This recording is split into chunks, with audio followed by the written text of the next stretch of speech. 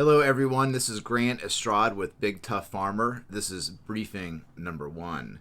We're going to be doing these briefings throughout the episodes. The briefings are going to be a short version designed for you to digest on the fly so you can get a taste of it.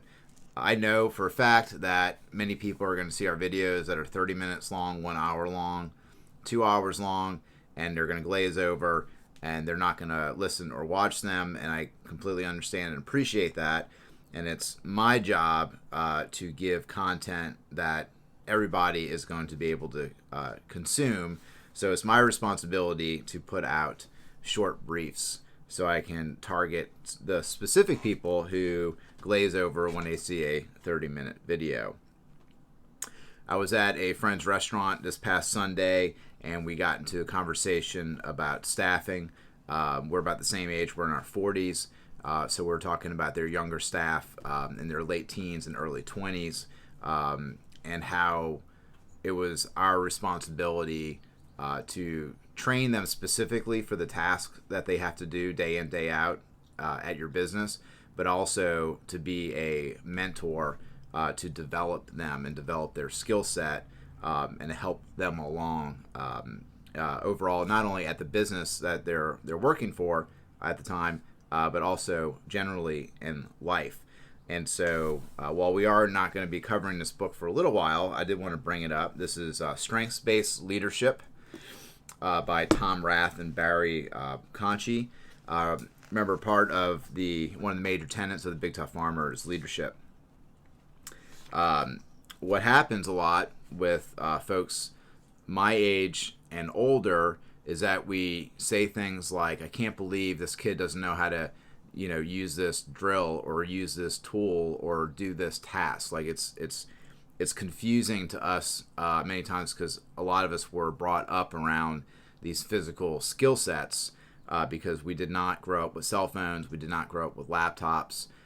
We grew up with Commodore 64 and the Atari, and so that's just where we were. We were doing other things with our time, and so we have to reflect and appreciate that it's our responsibility as the older generation to teach and instruct and train and develop the younger generation. So it's our responsibility.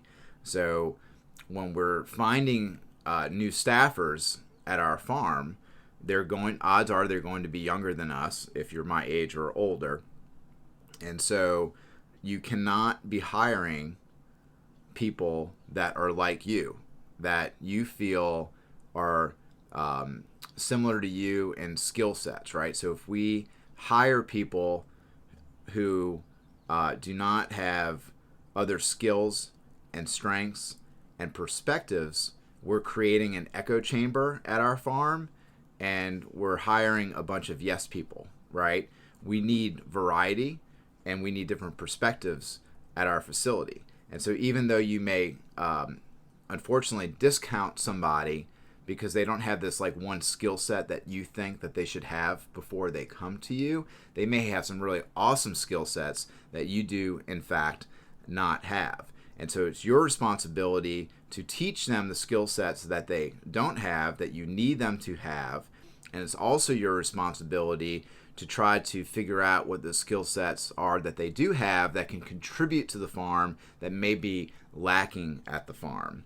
For example, I'm a big picture thinker, strategic thinker, and I have an issue with being able to sit down and accomplish a detailed task for several hours because of emails I have to answer, phone calls I get throughout the day.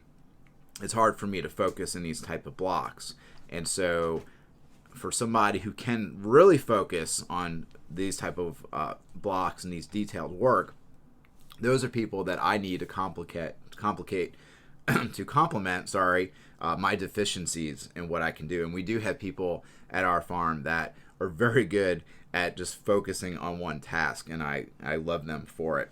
So this is just a quick line out of Maximizing Your Team chapter with Strengths-Based Leadership. What's worse, when leaders do recruit for strength, they all too often pick people who act, think, or behave like themselves. albeit unintentionally in most cases, it's an age-old dilemma. How is a company supposed to grow, adapt, and change if a domineering CEO continues to pick people who agree with him and who have a similar background and personality? The book goes on, but this is a brief and this is not an episode. So please consider this today. If you've got a staffer that you're frustrated with, go ahead and don't put all the effort of thinking about what's wrong with that staffer. Ask yourself, what's wrong with your leadership strategy? What's wrong with you? Why is this person not developing under your mentorship and care? And that might actually give you the answer and the proper path to train them up. Or if you're hiring today, keep that in mind. Do not hire to create an echo chamber at your farm. You want to hire a good attitude, a willingness to learn, a go-getter type attitude, somebody who's going to be there, who's positive, who's going to show up on time. After that, the skill set is going to be on you to develop. So just because somebody doesn't know how to use a T-post driver or drive a tractor or hook up a hydraulic hose or use a reciprocating saw or on and on and on, hook up something to the 3-point hitch on the tractor, those are skill sets that are very straightforward that you can teach. It's your responsibility to teach them those skills.